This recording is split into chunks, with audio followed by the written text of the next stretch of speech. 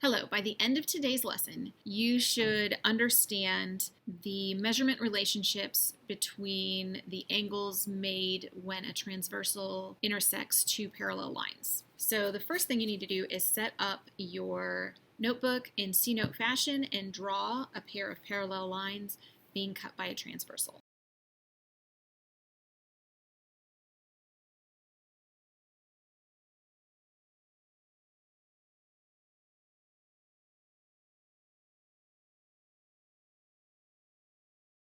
Now, label them using the alphabet A, B, C, D, E, F, G, and H. Now, we understand the names of a lot of these based on our notes from the other day, but today we're going to be talking about their measurements and which ones are congruent. So you can tell that A and B are supplementary. A and B together, those two angles, make this straight angle, and straight angles, of course, are 180 degrees. So you can say that A and B equal 180. So if we knew the measurement of angle A, we could easily find the measurement of angle B, right? But I want to look at A and D as well now. If you take a look here, A and D added together also equal 180 degrees because they make this straight angle, A and D. So if A and B equals 180 and A plus D equals 180, then we know that A plus B equals A plus D. If we subtract A from both sides of the equation, remember whatever we do to one side of the equation we must do to the other, we are left with B equals D. So B and D, and now we know those are called vertical angles. We know that these two angles are congruent. And I'm going to show congruence with just a little dash right there. Now, if these two are congruent, well, we also know that A and C must also be congruent.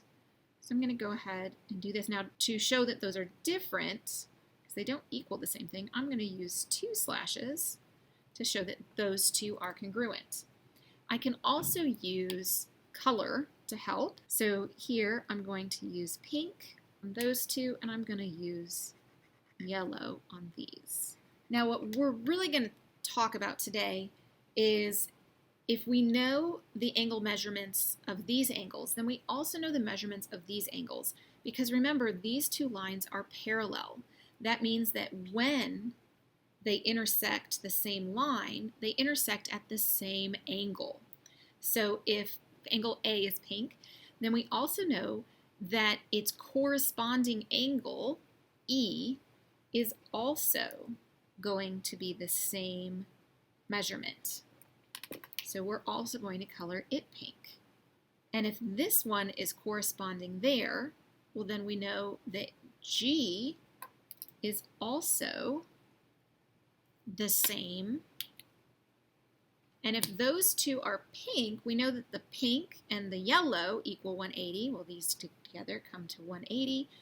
We also know that D and H are corresponding, and then F is its vertical angle. Now it gets a little bit more fun, okay? Because now, do you remember when we had to learn about alternate interior and alternate exterior angles? So let's first look at the alternate exterior. So alternate exterior, we can look at angle B and angle H. Remember, they're alternate on opposite sides of the transversal, and they're outside of the parallel lines. So B and H are alternate and H, but what can you look and tell me about B and H? They're the same measurement, so they are congruent. So angle B is congruent to angle H. We also know that A and G are alternate exterior, so angle A congruent to angle G. Now let's look at our alternate interior angles.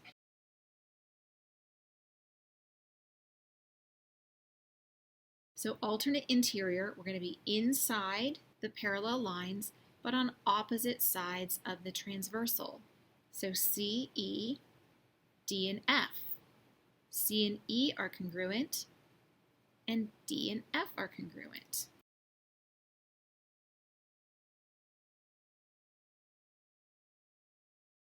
So we have alternate exterior angles are congruent. So alternate exterior angles are congruent, and alternate interior angles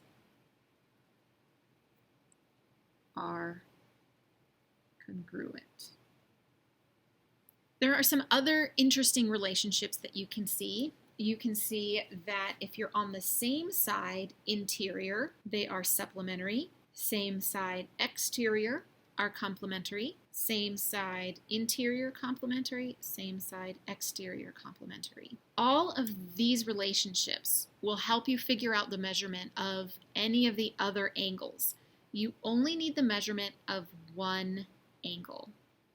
And it doesn't matter which angle it is. If we know the measurement of angle D, we know the measurement of every single angle in this diagram.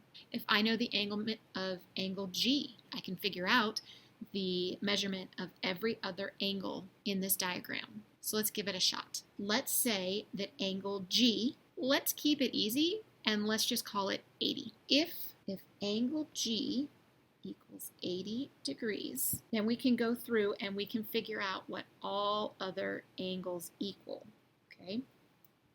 So up here, I would label this 80 degrees. If this is 80, then we know this is 80 because of vertical angles are congruent. If we know that this is 80, then we know that H is 100 because G and H are supplementary. F, you could say it's 100 because of vertical angles. You could also say it's 100 because it's supplementary with G or it's supplementary with E. Either way, we know it's 100. Now, as for the fun part, you can use alternate exterior to call this 80. You could use corresponding angle to say this is 80. Now, for angle B, you could say it's a supplementary angle with A, so it's 100. You could also say it's corresponding with F, so we know it's 100.